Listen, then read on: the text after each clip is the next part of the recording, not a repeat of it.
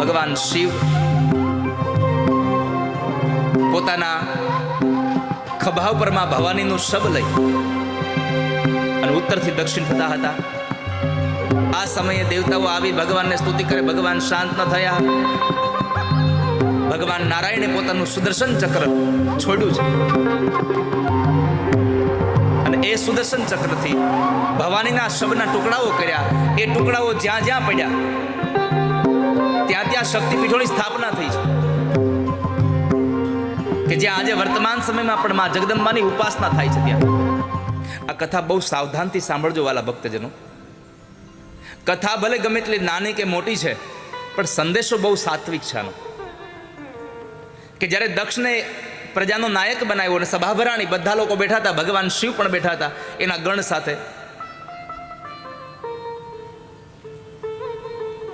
એવા સમયે દક્ષનો પ્રવેશ થયો. બધા ઊભા થઈ ગયા. ભગવાન શિવ ઊભા નહોતા થયા અને દક્ષને એમ થયું કે મારું અપમાન કરે છે.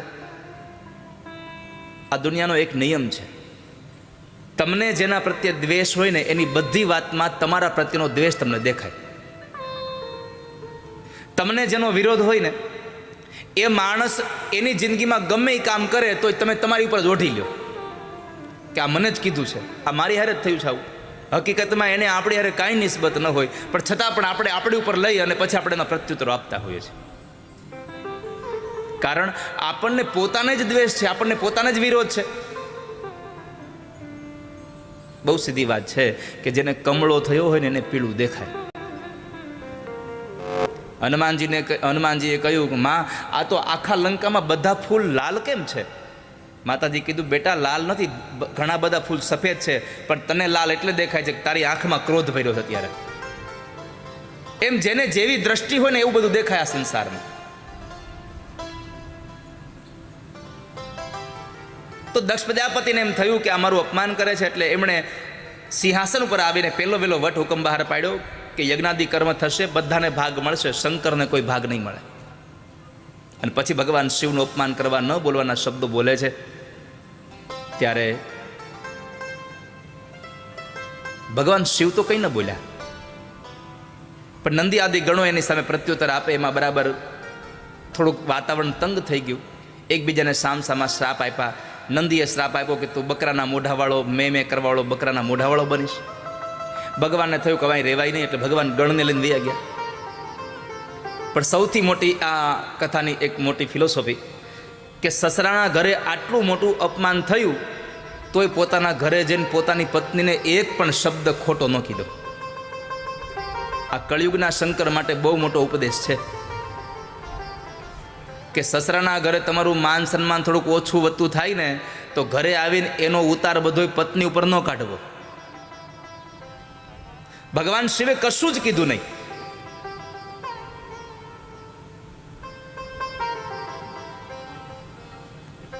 મૌન રહ્યા.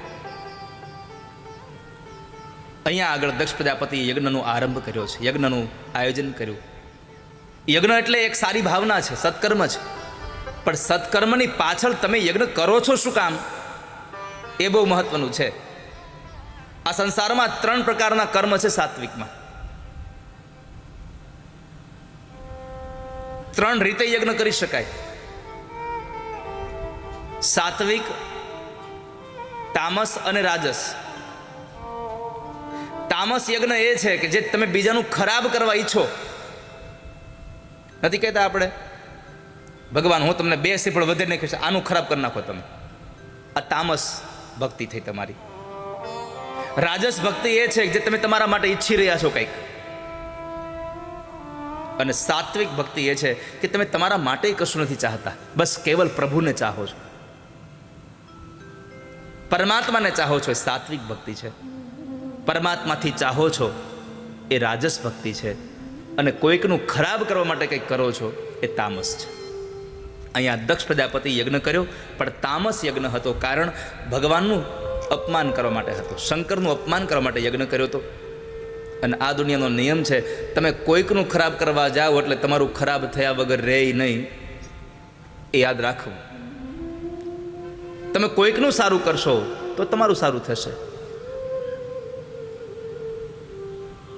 માટે અહીંયા યજ્ઞનું આયોજન થયું, પણ શંકર ભગવાનનું અપમાન કરવા માટે બધા જ દેવી દેવતાઓને આમંત્રિત કર્યા, પણ એકમાત્ર ભગવાન શિવ અને પોતાની દીકરી ભવાનીને આમંત્રિત ન કર્યા.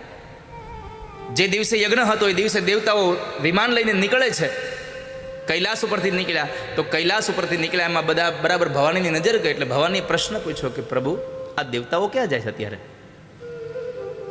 ભગવાને કીધું તમારા પિતાજીના ઘરે. કેમ? ત્યાં યજ્ઞ છે. ભવાનીને ધ્રાસકો લાગ્યો કે મારા બાપની ઘરે યજ્ઞ, મને ખબર નથી.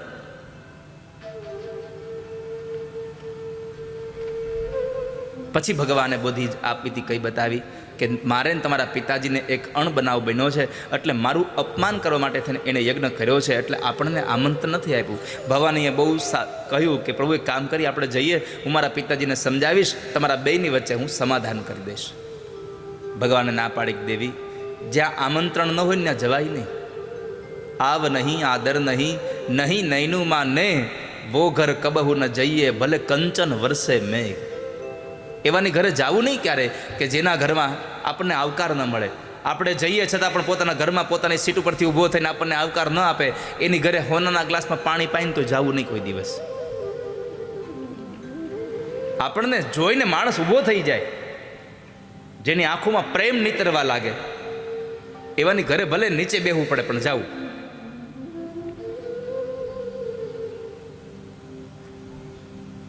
કવિઓએ તો બહુ બધી જગ્યાએ જવાની ના પાડી છે. સૌથી પહેલી વાત એ કરી છે કે જેનું મન નાનું હોય ને એની ઘરે કોઈ જ ન જવું.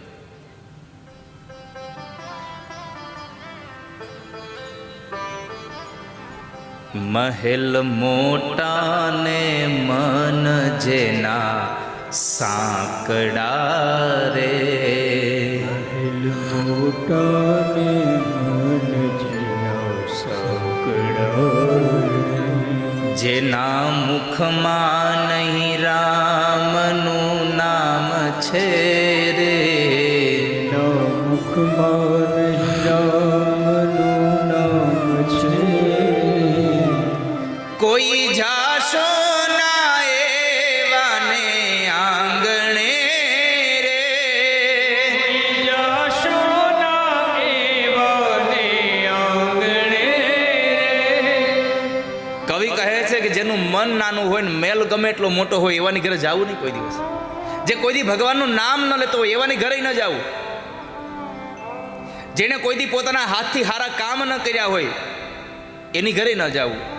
અને જે પોતાને જ ડાયો ગણતો હોય, બીજા બધા ગાંડા છે, આવા અભિમાનીની ઘરે કોઈ દી જવું નહીં.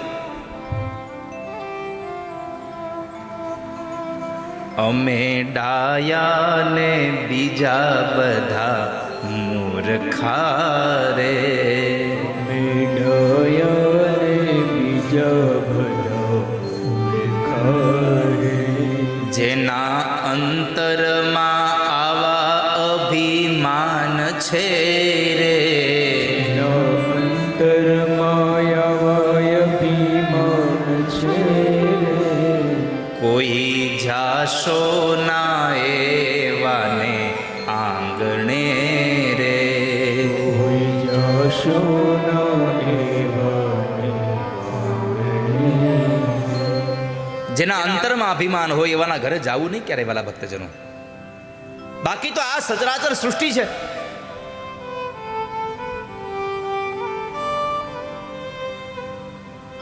ભગવાન ના પાડે છે દેવી જવાય નહીં આપણે, પણ ભવાનીનું મન બહુ હતું એટલે ભગવાને કીધું એક કામ કરો, તમે જાઓ, હું નહીં આવું, તમે જાઓ.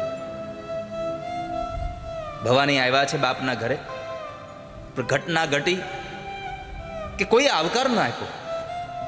કારણ કે દક્ષ પ્રજાપતિએ બધાને કહી રાખ્યું હતું કે મેં બધાને આમંત્રણ આપ્યું છે, મારી દીકરીને અને જમાઈને આમંત્રણ નથી આપ્યું, અને છતાંય વગર આમંત્રણે આવે તો કોઈ આવકાર ન આપવો એને.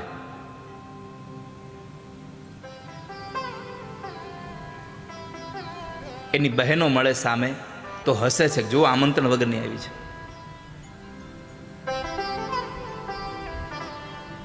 યજ્ઞશાળામાં જાય છે, બાપ અને દીકરીની નજરે એક થઈ, બાપ અવળું ફરી ગયો.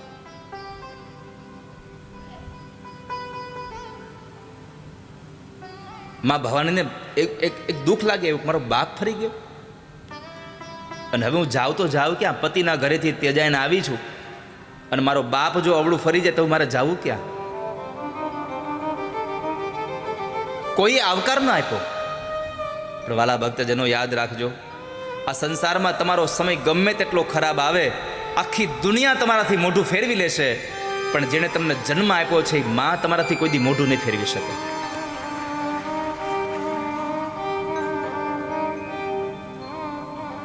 કોઈ આવકાર ન આપ્યો, પણ પ્રસૂતિ કીધું બેટા ભવાની આવી ગઈ દીકરા. અંદર ધરબાયેલું રુદન માના ખોળાની અંદર કાઢ્યું છે.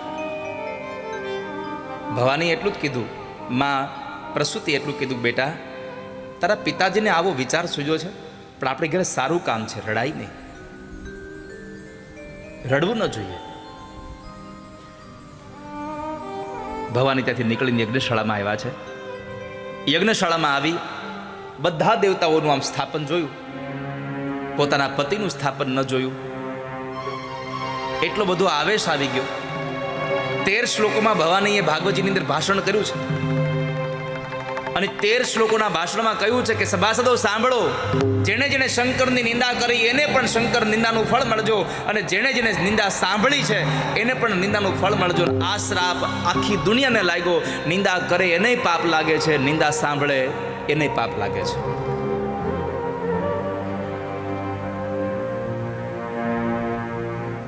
પોતાના જમણા પગના અંગૂઠામાંથી યોગાગ્નિ પ્રગટ કરી અને એ યોગાગ્નિમાં પોતાના દેહનો ત્યાગ કર્યો. ભવાનીએ પોતાનો દેહ છોડ્યો. આખા યજ્ઞશાળામાં હાહાકાર મચી ગયો. બ્રાહ્મણોએ કીધું દક્ષ ન થવાનું કામ થઈ ગયું. અહીંયા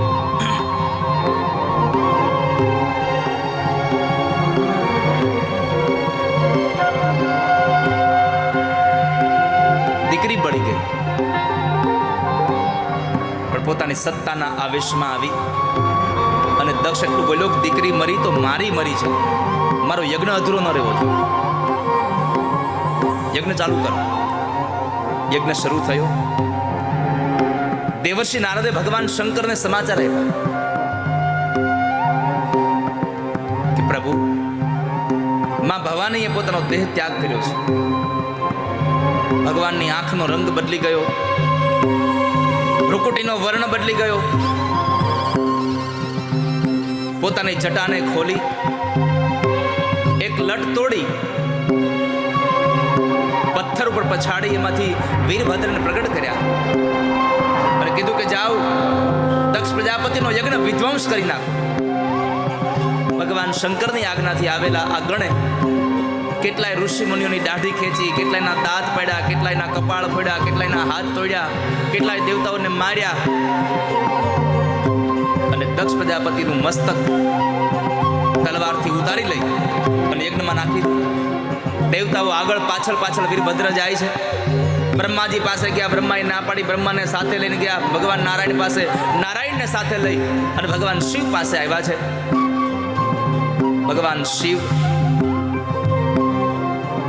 પોતાના ખભા ઉપરમાં ભવાનીનું શબ લઈ અને ઉત્તરથી દક્ષિણ થતા હતા. આ સમયે દેવતાઓ આવી ભગવાનને સ્તુતિ કરે. ભગવાન શાંત ન થયા. ભગવાન નારાયણે પોતાનું સુદર્શન ચક્ર છોડ્યું છે અને એ સુદર્શન ચક્રથી ભવાનીના શબના ટુકડાઓ કર્યા. એ ટુકડાઓ જ્યાં જ્યાં પડ્યા ત્યાં ત્યાં શક્તિપીઠોની સ્થાપના થઈ છે કે જ્યાં આજે વર્તમાન સમયમાં પણ માં જગદંબાની ઉપાસના થાય છે. ત્યાં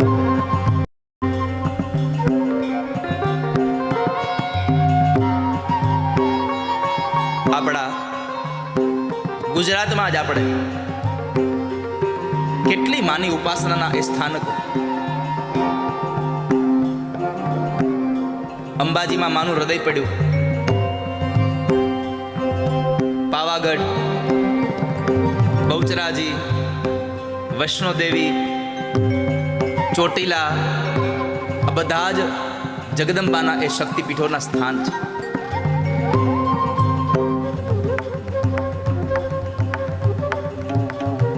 શક્તિપીઠોની સ્થાપના થઈ.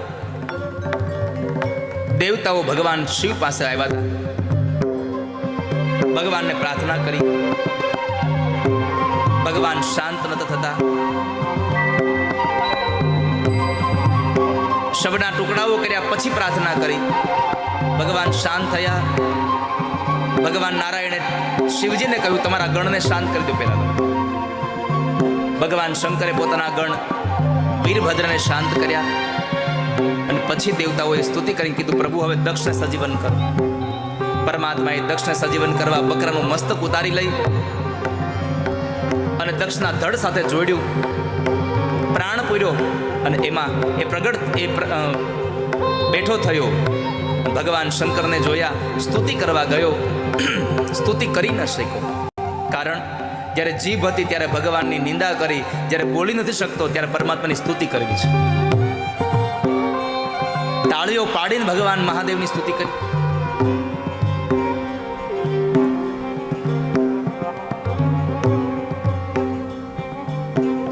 જે દિવસે દક્ષ પ્રજાપતિએ તાળીઓ પાડીને એ દિવસથી આપણે મનુષ્ય પણ આજે શંકરના મંદિરમાં જઈને હજી તાળીઓ વગાડીએ છીએ. ઘણાય તો ભાત ભાતના અવાજ હોતો કરે દે, પણ એ કાંઈ કરવાની જરૂર નથી.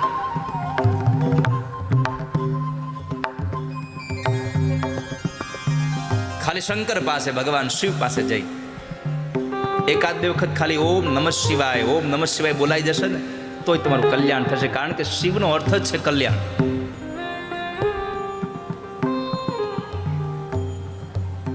ભગવાન મહાદેવે એને સજીવન કર્યા, એનો યજ્ઞ સમાપન કરાવ્યો. આ કથાવાલા ભક્તજનો બહુ મોટો ઉપદેશ આપણને એ આપે છે કે પહેલી વાત તો એ કે દક્ષ પ્રજાપતિને સત્તા મળી એનો ગેરઉપયોગ કર્યો. જે માણસ પોતાની સત્તાનો દુરુપયોગ કરે છે એને પરિણામ હંમેશા ખરાબ જ મળે છે. બીજું, યજ્ઞ કર્યો પણ વૃત્તિ સારી નહોતી, બીજાનું ખરાબ કરવા માટે કર્યો તો પોતાનું જ ખરાબ થયું. એટલે કોઈનું પણ અહિત કરવાની ભાવના ન રાખીએ. સૌથી વધારે અહીંયા એક ઉપદેશ એ આપ્યો છે કે જ્યારે આપણો સમય હોય ત્યારે બધાનું ધ્યાન રખાય, કોઈને ધ્યાનમાં ન રખાય. પણ આપણી તો ભાવના જે છે અમારો વારો આવવા દો, સૌનું ધ્યાન રાખજો, ક્યારેય કોઈને ધ્યાનમાં ન રાખશો. દક્ષ પ્રજાપતિનો યજ્ઞ સમાપન કરાયો. દર વર્ષે શારદીય નવરાત્રી, એમાં દેવી ભાગવતની કથા, માની ઉપાસનાનો એ અનુષ્ઠાનનું પર્વ. દર વખતે કોઈને કોઈ શક્તિપીઠોમાં કરવાનો એક માત્ર મારો મનોરથ, મારો પ્રેમ, મારી એક લાગણીઓ કે એ નવરાત્રિના દિવસોમાં સૌને માતાજીની કથા સાંભળવા મળે. જેમ અહીંયા ભગવાન કૃષ્ણની કથા ભાગવત વંચાય છે, એમ 9 દિવસ દેવી ભાગવતની કથા થાય. એવા એક વર્ષ અંબાજીમાં કરી, એક વર્ષ બહુચરાજીમાં કરી, એક વર્ષ વૈષ્ણોદેવીમાં કરી. આ વર્ષે શારદીય નવરાત્રિનો સંકલ્પમાં મનોરથ ભગવાન પાસે મનોરથ કર્યો, મા પાસે મનોરથ કર્યો કે આ વખતે જો માની કૃપા થાય તો ચોટીલામાં શારદીય નવરાત્રિમાં મા જગદંબાની ઉપાસનાનું પર્વ.